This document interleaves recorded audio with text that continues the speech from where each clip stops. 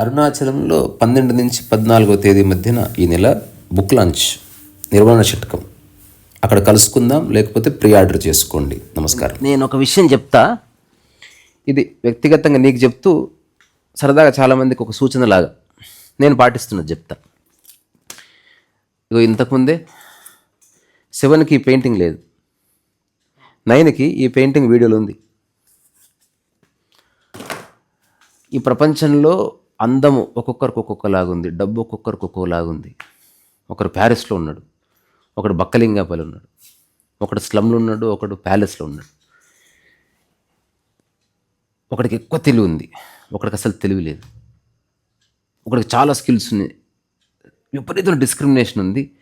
ఒక్క విషయంలో డిస్క్రిమినేషన్ లేదు, అందరికీ టైం ఒకటే ఉంది.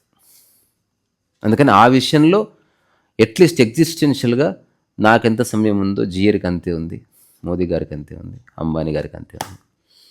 ఒకవేళ మైసూరు మహారాజా ఉంటే ఆయనకు అంతే, డొనాల్డ్ ట్రంప్కి అంతే. అందుకని let us understand time. So లైఫ్లో రిగ్రెట్ ఎప్పుడు వస్తుంది? టైం వేస్ట్ చేసినప్పుడు. నా జీవితం వృధా అయిపోయిందంటే టైం వృధా చేశాననే కదా వాడు అంటున్నది. అందుకని అందరికీ గొప్ప జ్ఞానం ఉండదు, తక్కువ జీవితం అర్థమైపోదు. కాబట్టి మనం ఏదో ఒక పద్ధతిని పట్టుకొని, అంటే చేపకి బెండు లేకుండా నీత వస్తుంది, మనిషికి రాదు. మనిషి బెండు కట్టుకోవాలి, బెండు కట్టుకున్న భయం ఉంటుంది ఒకనికి. వాడు బెండు కట్టుకున్న తేలుతుందని తెలిసి దుంకేసిండు, వాడికి వచ్చేస్తుంది. ఒకటి బెండు ఉన్నా కూడా నీళ్ళంటే భయం ఉంటుంది. ఫస్ట్ నీళ్ళంటే భయం పోవాలి, తర్వాత బెండు అంటే భయం పోవాలి. ఈ బెండు ఊసిపోతే అంటాడు వాడు. అప్పుడు ఎవడో పెద్ద మనిషి నేనున్నా అని లాగు పట్టుకుంటాడు. ఇంత చేసినా భయం పోదు. ఒంటరిగా వాడు ఈత కొట్టాలంటే, నాకు ఒంటరిగా ఈత కొట్టాలంటే భయం అయ్యేది. ఒకరోజు నేను బాయికి పోయినా, నేను మస్తు ఈత కొడతా, ఎప్పుడు ఫ్రెండ్స్తోనే పోయినా. నా జీవితంలో ఒంటరిగా ఈత కొట్టలే. ఒంటరిగా ఈత కొట్టాలంటే చాలా కరేజ్ కావాలి. పర్టికులర్లీ చెరువులో ఒంటరిగా ఎవడు ఈత కొట్టాడు. ఇది ఒక రియల్ అబ్జర్వేషన్.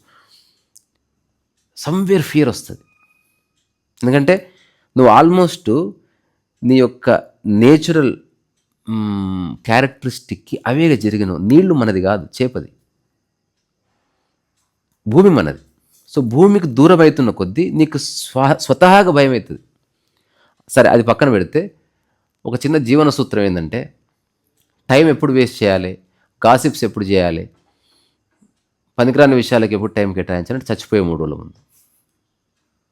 అప్పుడు నువ్వు ఎన్ని గొడవలు పెడతావో పెట్టు, ఎన్ని అబద్ధాలు చెప్తావో చెప్పు, ఎంతమందిని బాధ పెడతావో పెట్టు, కుచ్చు ఫరక్నే పడతా. కానీ ఆ 3 రోజుల కంటే ముందు అసలు మనం సమయం వృధా చేయొద్దు. నేనంటే సమయం వృధా చేయొద్దంటే ఏది పీక్ కట్టలు కట్టు అట్లా చెప్తలేను. ప్రశాంతంగా ఉండడానికి నువ్వు ఏం చేయాలన్నది అర్థం చేసుకోవడానికి నీకున్న ఇన్వెస్ట్మెంట్ సమయం, దాన్ని యూజ్ చేసుకో. మనం ప్రపంచంలో కోటాను కోట్ల మందిని వదిలి ఒక వ్యక్తితో పోరాటంలో ఉన్నాం. అది తండ్రి కావచ్చు, భార్య కావచ్చు, లవర్ కావచ్చు, లేదా కొడుకు కావచ్చు, పక్కింటోడు కావచ్చు, బామ్మర్ది కావచ్చు, లేదా CEO కంపెనీ కూలిక్ కావచ్చు. ఎవరితో ఒకరితో కాన్ఫ్లిక్ట్ ఉంది. మనం వాడితో గెలవాలని మన లైఫ్లో ఓడిపోతూ ఉన్నాం. పోనీ వాడి మీద గెలిచినా మనకేమి రాదు. దీనివల్ల తర్వాత ఫ్రెండ్స్ వాళ్ళ మాటలకు ఎక్కువ వాల్యూ ఇస్తాం. నేను అంటున్నా అసలు ఎవరిని పట్టించుకోవద్దు. కొంతకాలం అందరిని వదిలేసింది better. Find new friends. Every week కొత్త ఫ్రెండ్ ఉంది కనుక్కో. సో నీకున్న సమయాన్ని ఎట్లా ఆర్గనైజ్ చేసుకోవాలనే దానికి ఒక చిన్న చిట్కా. ఇప్పుడు నేను బ్లూ బుక్ రిలీజ్ అయిన తర్వాత 1 మంత్కి యూట్యూబ్ స్టార్ట్ చేసి ఈరోజు వరకు ఒక్కరు కూడా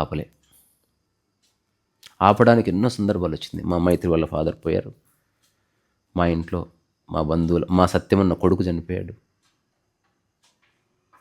మా బ్రదర్ కొడుకే చనిపోయాడు. నేను యూట్యూబ్ ఆపలే.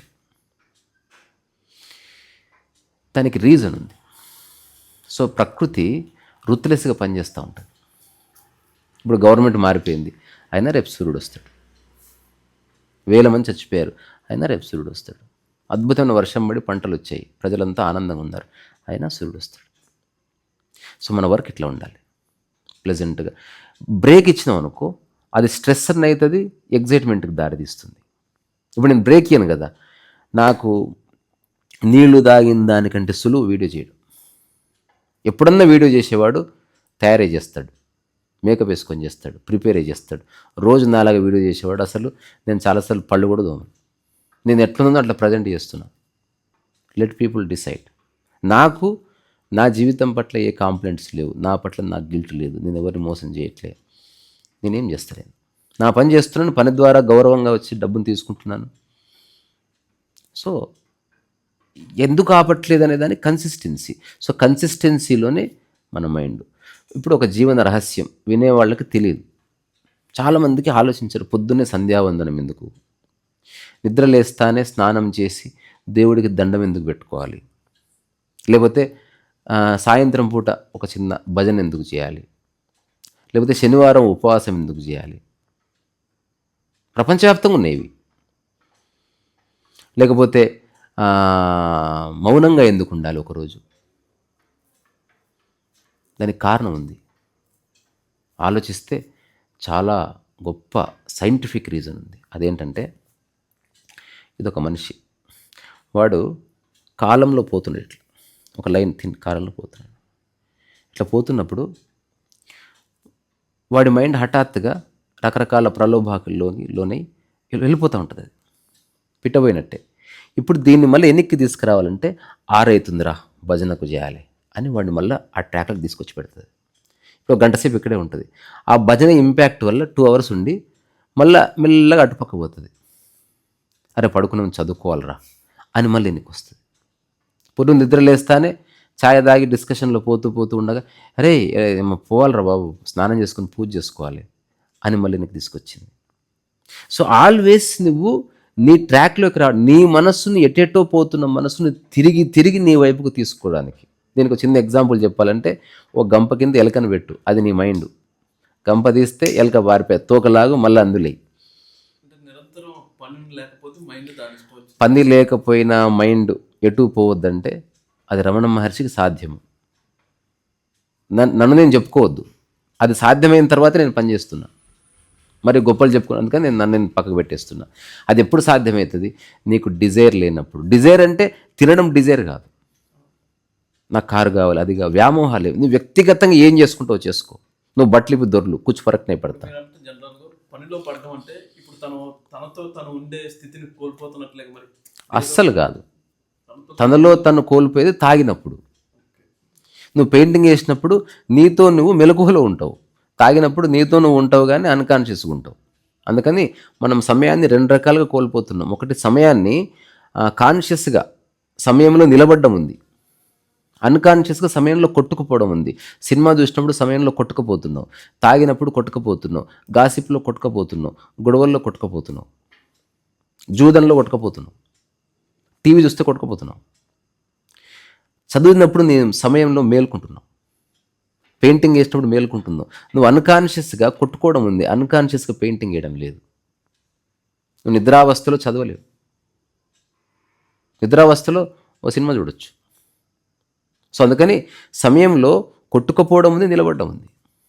సో సమయంలో నిలబడ్డాన్ని మనం నేర్చుకోవడం అని, సమయంలో కొట్టుకుపోవడాన్ని మనం వ్యసనం అని అంటున్నాం.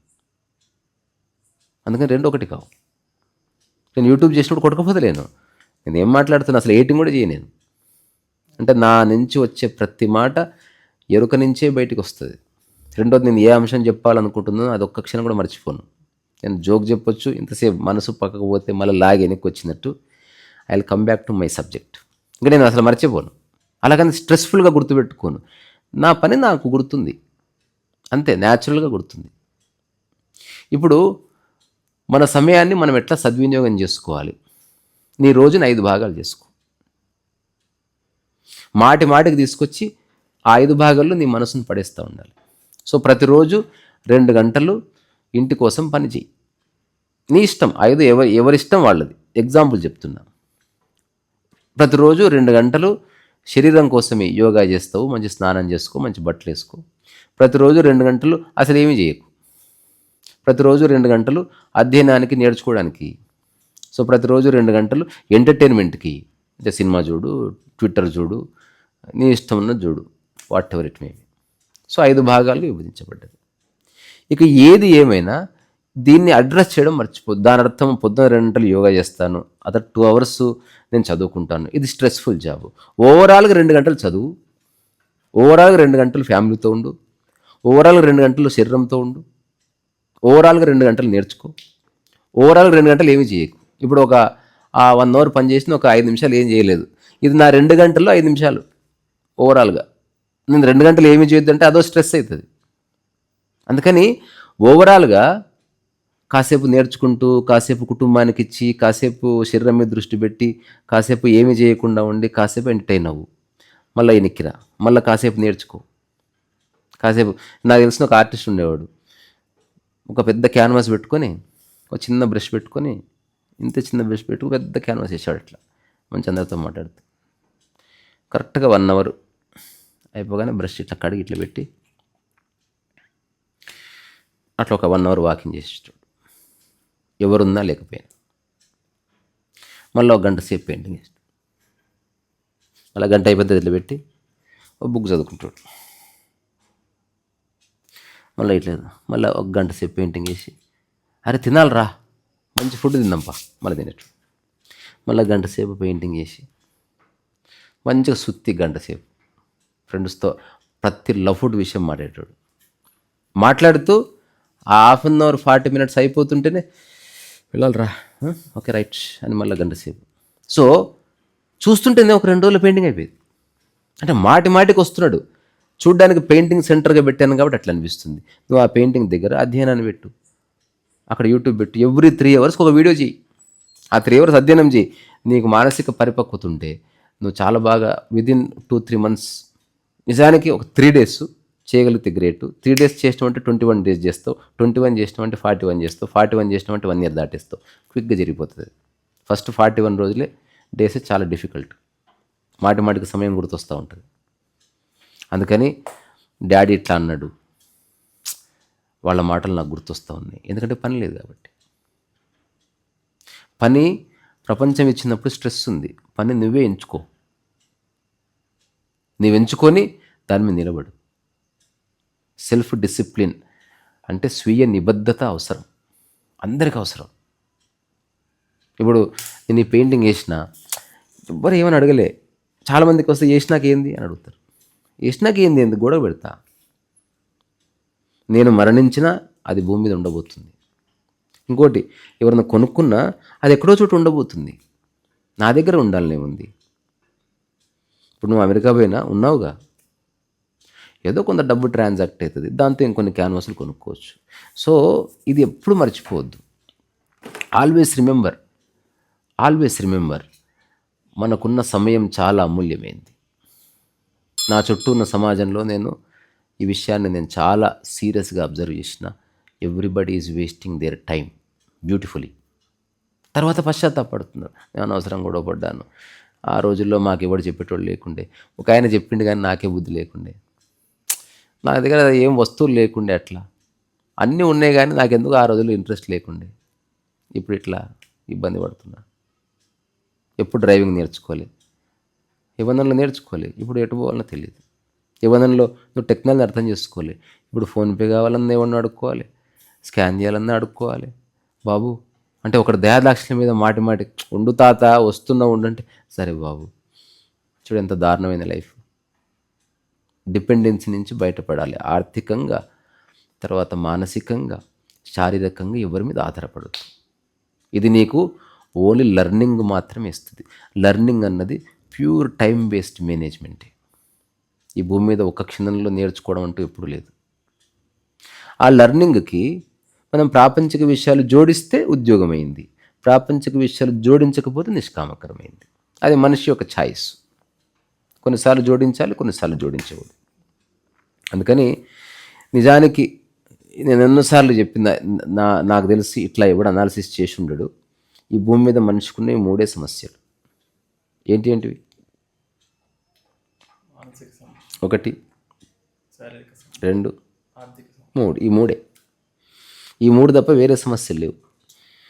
సో శారీరక సమస్యలు ఎవరికి చెప్పకు, డాక్టర్కి చెప్పు, క్లియర్ అవుతాయి.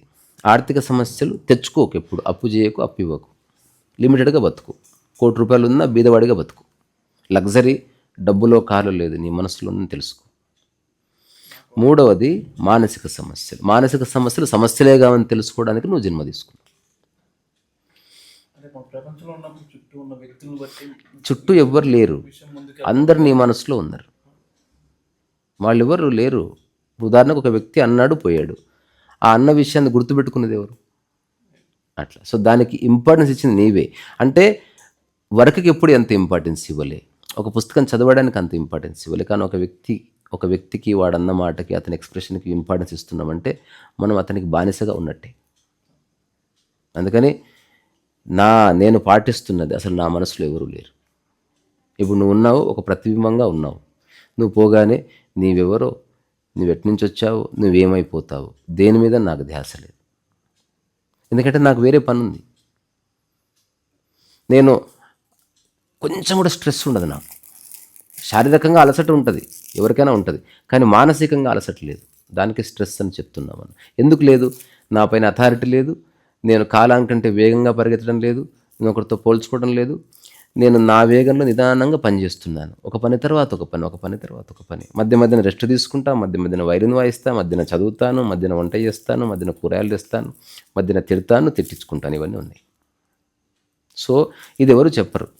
ఇది చేయడం మొదలు పెడితే విదిన్ నో టైం దీని రహస్యం చిక్కుతుంది. అందుకని లైఫ్లో నువ్వు నిజంగా ప్రశాంతంగా ఉండాలనుకుంటే ఎప్పుడు మనిషిని క్యారీ చేయకు. ఎవరు క్యారీ వస్తున్నా 5 నిమిషాలు అన్నీ పెట్టుంచావా? పెట్టి ఉంచి వస్తున్నా. సో ఎప్పుడు ఒక మనిషిని క్యారీ చేయకు. కావాలంటే వాడిని భుజం మీద క్యారీ చేయి, కానీ మనసులో క్యారీ చేయదు. నేను ఒకసారి శారీరకంగా దాడి చేయడం ఉంది కానీ మానసికంగా నువ్వు తీసుకుంటున్నావు దాన్ని. వాడు వాడుకో అన్నాడు, ఎవడు తీసుకున్నాడు దాన్ని? నువ్వే తీసుకుంటావు. ఎవడో ఏదో హెచ్చడి చేసే మాట అన్నాడు, తాత్కాలికంగా చెప్పు, ఇంకొకసారి అట్లా మాట్లాడితే మూతి పని రాలుతాయని చెప్పు, కానీ దాన్ని తీసుకొని పోకు. అక్కడనే వాడికి అప్పచెప్పు. ఒక టెలివిజన్ యాంకర్ ఉంటాడు, అమితాబ్ అగ్నిహోత్రి. అతని యాంకరింగ్ నాకు చాలా నచ్చుతుంది. అతను ఎవరన్నా కౌంటర్ అటాక్ చేస్తే నువ్వు ఇట్లా అతిగా మాట్లాడావనుకో, నువ్వు చెప్పినవన్నీ నీ చేత్తోనే పేపర్ మీద రాయించి నేను నీ జోబుల్ని పెట్టి నీ ఇంటికాడ వదిలేసి వస్తా నేను అంటాడు. అంటే ఇదేంది క్లారిటీ? ప్రతిదానికి ఇంపాక్ట్ అయ్యేవాడు నువ్వేం పని చేస్తావు? ఎప్పుడు నేర్చుకుంటూ. చిన్నపిల్లలకి ఎందుకు లెర్నింగ్ ఉంటుంది అంటే, సార్ కొట్టినా సీరియస్ తీసుకోవట్లేదు కాబట్టి. అదే పెద్దగా తర్వాత కొడితే కొట్టాడా నా కొడుకు కదా. అందుకని ఆల్వేస్ లెర్న్. ఇప్పుడు చాలామంది అంటారు, అరే మీరు పెయింటింగ్స్ చేస్తారు, ఇప్పుడు ఈ మధ్య కాలంలో నేను పెళ్ళైన తర్వాత 4 పుస్తకాలు రాసిన. అన్ని పనులు చేసుకుంటూ, పుస్తకాల కోసం నేను సపరేట్ రూమ్ తీసుకోలేదు, నాకు ఏకాంతము కావాలి, నా దగ్గరికి ఎవరు రావద్దని లేదు. నన్ను ఎవరైనా ఎప్పుడన్నా డిస్టర్బ్ చేయొచ్చు. నేను ఎప్పుడైతే సిన్సియర్గా పనిచేస్తున్నానో వాళ్ళంతకు వాళ్ళే నిర్ణయం తీసుకున్నారు. ఇట్లా వచ్చి రాసుకుంటున్నాం, రాసుకో చిన్న పని ఉంది పో, 1 గంట తర్వాత అట్లా. అంతే తప్ప డిమాండ్స్ లేవు. ఎందుకంటే నేను ఖాళీగా లేను. వాళ్ళకి ఎక్కడ లేని రెస్పెక్ట్ కలుగుతుంది. ఒక ఫేమస్ స్టేట్మెంట్ చెప్పి ముగిస్తే ఆలోచించుకో. నీవు నీలా ఉండు, ప్రపంచం దానికి తగ్గట్టు సర్దుకుంటుంది. నువ్వు వేరేలాగా ఉన్నావు అనుకో, నీవు ఎవరి కోసమో సర్దుకుంటూ ఉండాలి. నువ్వు నీలా ఉండటం అంటే నువ్వు నీ పని చేసుకోవడం అని, నువ్వు నీ గురించి ఆలోచించుకోవడం అని, నువ్వు ఏదైనా నేర్చుకోవడం అని. అసలు ఆధారపడకూడదు. ముసలితనంలో కూడా ఆధారపడనంత ప్రజ్ఞ ఉండాలి. ముసలిగా అయిన తర్వాత అసలు నీకు ఇంత అన్నం వండి పెట్టడానికి నువ్వు 100 మంది నీకు రెడీగా ఉండాలి. అట్లా కొట్లాడాలి నీ గురించి. అరే సచ్ ఎ బ్యూటిఫుల్ మ్యాన్, ఆ వ్యక్తికి ఈరోజు నేను తీసుకెళ్తా భోజనం. మా గురుగారు క్లాస్లో ఉంటే ఎవరో పేరెంట్ వచ్చి, సార్ కాఫీ తెచ్చానండి, అసలు చూసాడు కాదు, క్లాస్లో పోసి సంపాదించుకున్నా మనిషిని. ఆ తర్వాత ఇట్లా పోస్తుంటే దూరం నిలబడి ఇట్లా చూస్తూ ఉంటా. అట్లా తాగావా నువ్వు? కొంచెం తాగుతావా? అవును సార్. ఓకే, 5 నిమిషాలు అవుతుంది. అందులో సగం పెట్టిన పక్కన చల్లగా అయిపోయి ఉంటుంది. అది పడబోసి మళ్ళీ ప్లాస్టర్ కొంచెం వేడిగా పోషిస్తారు. అసలు ఇంట్లో కూడా అట్లా సేవ్ చేయరు. ఎవరు వస్తారు, సార్ మీకు భోజనం తెచ్చాను, ఎందుకు? ఏదో తేవాలనిపించింది, అట్లా పెట్టు. అంటే తన వల్ల అంత లబ్ధి పొందినారు. తను నిష్కామంగా తన జ్ఞానాన్ని ఇచ్చాడు కాబట్టి వాళ్ళ దగ్గర ఏముంది? మహా అంటే డబ్బు ఉంది, లేకపోతే ఇప్పుడు ఒక గురువుకి అట్లా ఎందుకు పోస్తారు కాళ్ళ మీద అంటే డబ్బు నథింగ్ అని తెలిసిపోయింది వాళ్ళకి. అతను ఇచ్చిన అండర్స్టాండింగ్. ఈరోజు మధ్యాహ్నం ఒక వ్యక్తి వస్తే ఇంటర్వ్యూ చేశాను నేను. అసలు నేను అడిగిన ప్రశ్నలు అసలు ఎక్సలెంట్ చెప్పాడు. అసలు అది ఆలోచించి చెప్తే అట్లా రాదు, జీవిస్తున్నట్లు బరాబర్. మరి మరి నన్ను కలవకముందు బోల్డ్ అంత స్ట్రెస్, బోల్డ్ అంత పోలికలు, జడ్జిమెంట్లు, పనికిరాని దరిద్రాన్ని ఉండే. ఎటు పోయినాయి? Right looking. ఇప్పుడు తన పని తాను చేసుకుంటున్నాడు, తన బాధ్యతలు తాను నిర్వర్తిస్తున్నాడు. ఎవడన్నా అంటే వాడేదో అన్నాళ్లే అని తెలుసుకుంటున్నాడు. కోపం వస్తే నటిస్తున్నాడు. చిన్న చిన్న విషయాల్లో గొప్ప పరివర్తన వచ్చేస్తుంది. మనం ఏం పీక్ కట్టగట్టాల్సిన అవసరం లేదు. ఇక్కడ పల్లెటూరు అనే అట్లీస్ట్ గడ్డి దొరుకుతుంది, ఇక్కడ పీకడానికి ఏం లేదు, కట్టలు కడదామంటే. అందుకని నా సలహా ఏంది, నీ మనసులో మోసే వ్యక్తిని దింపి ఆటో ఎక్కించి పంపించేసి. ఎట్లా ఉండాలంటే రహస్యాల్లో రహస్యం ఇది.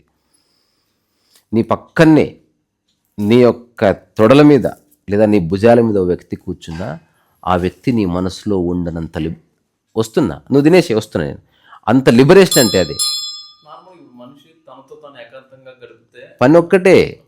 ఏకాంతంగా ఎట్లుంటావు? మాధ్యమం ఉండాలి. ఇది ఎలా ఉంటుందంటే చాలా చేస్తూ చేసింది తగ్గిస్తూ ఏమీ చేయని స్థితికి వస్తుంది. సో ఏకాంతం అంటే పనికి అంటుకోదు. అది ఏకాంతం అంటే ఏది చేస్తున్నావో దాంట్లో పూర్తిగా ఉన్నావు అంతే.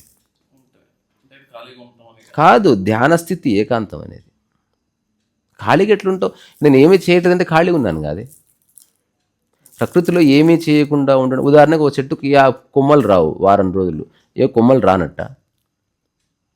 వారం రోజుల తర్వాత ఫుల్ లీవ్స్ వస్తాయి. కానీ ఏమీ రానట్టు కనబడుతున్న లోపల జరుగుతుంది రసాయనిక క్రియ. ఇప్పుడు చాలా అద్భుతాలు చేసిన వాళ్ళు ఏమీ చేయలే కొంతకాలం. నేను స్టాలిన్ కోర్స్ అతను ఎలాంటి రూల్ అయినా, లెనిన్ ఆటోబయోగ్రఫీ చదివినప్పుడు ఆయన 22 ఏళ్ల వయసులో హీ బికేమ్ వరల్డ్ లీడర్. చిన్న వయసు, ఉద్యమాలు, రెవల్యూషనరీ లీడర్. ఇప్పుడు పొలిటీషియన్స్కి ఐడియాస్ కావాలి. ఆర్టిస్ట్ ఒక బొమ్మ తర్వాత ఒక బొమ్మ వేయాలంటే ఎంత ఓపెన్ ఉండాలి మైండ్. సో అతనికి 42 వచ్చేసరికి బ్రెయిన్ ఆగిపోయింది, ఐడియాస్ వస్తలేవు, రిడెండెంట్ ఆగిపోయినాయి, సాచురేట్ అయిపోయింది. అసలు ఉద్యమం పీక్లో నడుస్తున్నది రష్యాలో తన ఆధ్వర్యంలో. అప్పుడు హఠాత్తుగా ఏం చేసిందంటే వాళ్ళ కౌన్సిల్ ఆఫ్ మెంబర్స్ని పిలిచి నేను 1 సంవత్సరం ఏం చేయను అన్నాడు.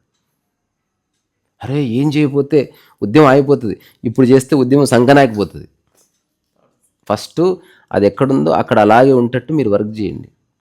నేను లెటర్స్ రాస్తుంటే కార్యకర్తను ఉత్తేజితం చేయండి. ఇప్పుడు నేను మళ్ళీ చదవాలి, నేను రిజ్యూమినేట్ కావాలి అని.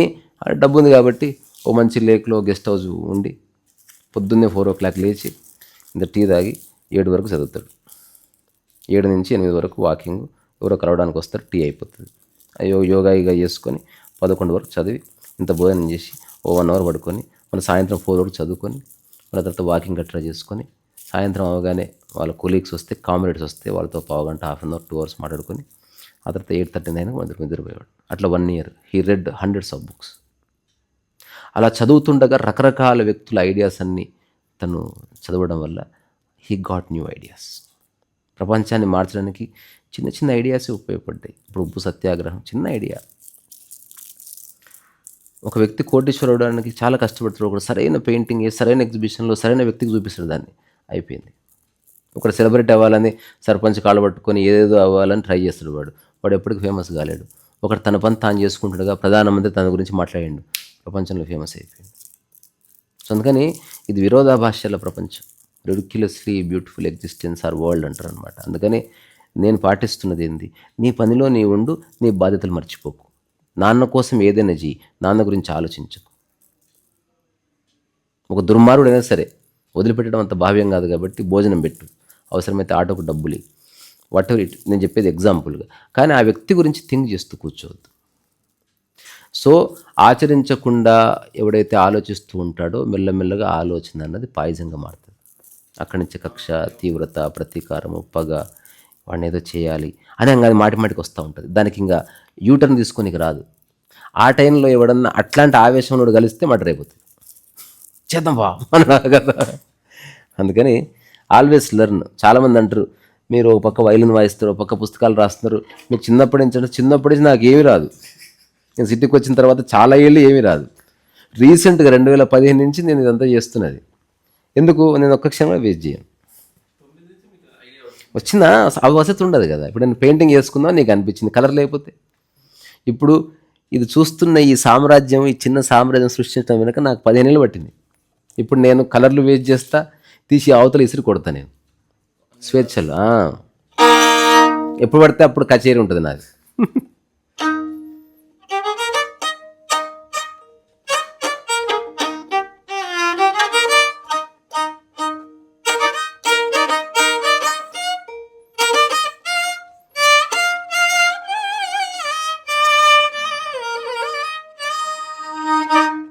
సో పాలిష్, సద్గురు నుంచి బయటకు వచ్చిన ఒక పుస్తకం ఉంది, ఆ టైటిల్ మస్తుంది, don't polish your ignorance, it may shine అన్నాడు. అంటే నీ యొక్క అజ్ఞానాన్ని పాలిష్ చేసుకోకు, ఆయనతో తలుక్కున మెరిస్తే కష్టం, నువ్వు అజ్ఞానంగా మిగిలిపోతావు. అందుకని పాలిష్ యువర్ మైండ్, రోజు కొత్తది నేర్చుకో, నేర్చుకున్నదే మాటి మాటికి మళ్ళా వదలకుండా. సక్సెస్కి 3 సూత్రాలు ఉన్నాయి. Do it everyday, do it everyday, do it everyday, వేరే సూత్రం లేదు. దీన్నే మార్చి చెప్తారు రానప్పుడు, డూ ఇట్. ఇప్పుడు కొంత వస్తుంది, డూ ఇట్. ఇప్పుడు నువ్వు ఎక్స్పర్ట్ అయినావు, still do it. Consistency actually is the key. ఈ ప్రపంచాన్ని శాసించిన అందరూ వాళ్ళలో ఉన్న ఒకే ఒక ఏమంటారు అన్డినయబుల్ క్వాలిటీ కన్సిస్టెన్సీ. చెప్పింది కాబట్టి కన్సిస్టెంట్ నాకు వీళ్ళిద్దరు బాగా ఇష్టం. ఇప్పుడు బ్రూస్లీ ఉండు, మైకేల్ జాక్సన్ ఉండు, వాళ్ళంత ప్యాషన్ ఉండబట్టి వాళ్ళు వరల్డ్లో అంత టాప్ అయ్యారు. మళ్ళా వాళ్ళకి కొంచెం భారతీయ ఆధ్యాత్మిక తత్వదర్శనం కొంచెం టచ్ ఉంటే వాళ్ళ జీవితం ఇంకా బాగుండేది. ఇప్పుడు మైకేల్ జాక్సన్ వ్యక్తిగతంగా చాలా సఫర్ అయ్యాడు, ఒక లోన్లీనెస్ని అనుభూతి చెందాడు. He did not understand the luxury the way Ramana Maharshi understood. ఇప్పుడు నేనంట, ఇప్పుడు నా దగ్గర ₹1,00,00,000 రాని, నేను ఇంతే. ₹1,00,00,000తో లగ్జరీ వస్తే నేను ఎప్పుడు అనుకోలేదు. లగ్జరీ నా యొక్క శరీర స్థితిలో ఉంది, కార్లో లేదు. లగ్జరీ. ఇప్పుడు వాళ్ళంతా లగ్జరీలో పడ్డారు. అంటే ప్రపంచానికి నేను ఇదేను ప్రూవ్ చేసుకోవడంలో కొట్టుకుపోయారు. నేనంట, ఎవరో వచ్చారు నా దగ్గరికి, మీరు చేసే పనుల వల్ల 10 ఏళ్ళకి చాలా ఫేమస్ అవుతారు, అయినప్పటికీ నేను దాన్ని పట్టించుకోను అన్నారు. That is the whole point. నేను ఇరుక్కోను, నా దగ్గర 1000 మంది నా చుట్టూన్నా, నేను ఇదే ఇట్టనే తిరుగుతా, రోడ్డు మీద తింటా, పండుకుంటా, నేను అసలు కేర్ కూడా చేయను. ఎందుకో తెలుసా, నేను నా సెంటర్లో నిలబడి నేను వర్క్ చేసుకుంటున్నా. 1000 మంది చూస్తున్నారు కాబట్టి మంచి డ్రెస్ చేసుకొని పోవాలి, అయిపోయింది. వాళ్ళు నేను టేక్ ఓవర్ చేసేసారు. ఇప్పుడు నేను ఎక్కువ మంది వింటున్నారు కాబట్టి మంచిగా మాట్లాడాలి, అయిపోయింది. వాళ్ళు వచ్చి నీ లైఫ్ వాళ్ళ చేతులకు వెళ్ళిపోయింది. అట్లా కాకుండా ఎవరున్నా లేకపోయినా, ఆకాశంలో ఉన్న, భూమి మీద ఉన్న, పాత్రలో ఉన్న, be the way you are. అది ఆ డెప్త్ నీకు ఎవరు ఏది ఇస్తుంది? వర్క్ ఒక్కటే ఇస్తుంది. కర్మ, ధర్మయుక్త కర్మ, ధర్మయుక్త నిష్కామ కర్మ, ఈ 3 స్టేజెస్. కర్మ చెయ్యి, ఏది పడుతుంది చేయకు. ధర్మయుక్తంగా చెయ్యి, నువ్వు బెనిఫిట్గా సమాజానికి, కొంత నీ చుట్టుపక్కల. ధర్మయుక్త నిష్కామ కర్మ చెయ్యి, అసలు బెనిఫిట్ గురించి ఆలోచించకుండా ఇంత ఫుడ్, పడుకునే మూల, వేసుకునే 2 జతల బట్టలు వచ్చినాయా, ఇంకా లైఫ్లో నువ్వు ఆలోచించదు దేని గురించి, ఇంకా చేసుకుంటా పో. చాలా కరేజ్ కావాలి. అందుకని పని పెట్టుకో స్వామి. నీతో పాటు లైఫ్ అంతా వచ్చేది నీ అండర్స్టాండింగు, నీ ఎరుక. నేను ఎరుక నిన్ను కాపాడుతుంది, నీ అండర్స్టాండింగ్ నేను బతికిస్తుంది. అందుకని ఆల్వేస్ లెర్న్. ఇప్పుడు కాంత్రీస్ ఆర్ట్ ఛానల్ ఎప్పుడు చేసి పెట్టినా, లాస్ట్ ఒక ఎగ్జిబిషన్ రోజు ఐ మేడప్ మై మైండ్. ఈ ఎగ్జిబిషన్ రోజు, ఆ రోజు నుంచి ఇక నేను ఆటను వదిలిపెట్టాను. నేను మళ్ళీ ఎవ్రీడే పొద్దున్న మధ్యాహ్నం ఎప్పుడు పడితే అప్పుడు టైం ఉంది, ఇప్పుడు టైం ఉంది. అప్పుడు వేసేవాడిని కాదు, మధ్యాహ్నం చిన్న గ్యాప్ ఇచ్చా. అసలు ఇవన్నీ కొత్త ఏజ్ పెయింటింగ్స్ బొచ్చడు వచ్చింది, ఇప్పుడు ఎంత మార్చేస్తా. నేను త్వరలో ఒక ట్రాలీ పెట్టుకుని రోడ్డు మీద కూర్చుని పెయింటింగ్లు అమ్ముకుంటా, రోజు 2 hours, వెరీ సూన్. అవన్నీ నువ్వు చూస్తావు. Experiment with life. రెండోది, డబ్బు కోసము కాదు, డబ్బు వస్తే వస్తుంది, దాంతో నాకు వేరే పనులు ఉన్నాయి. గోవులకు ఆహారం పెట్టాలని ఉంది, నాకు రోజు 10 మంది మిత్రులకు భోజనం పెట్టాలని ఉంది, చేస్తాను అట్లా. సరేనా మరి? చలో మళ్ళీ బాయ్. సో ఈ పెయింటింగ్ ఎవరికైనా కావలిస్తే అడగండి, ఫ్రేమ్ చేసి పంపిస్తా.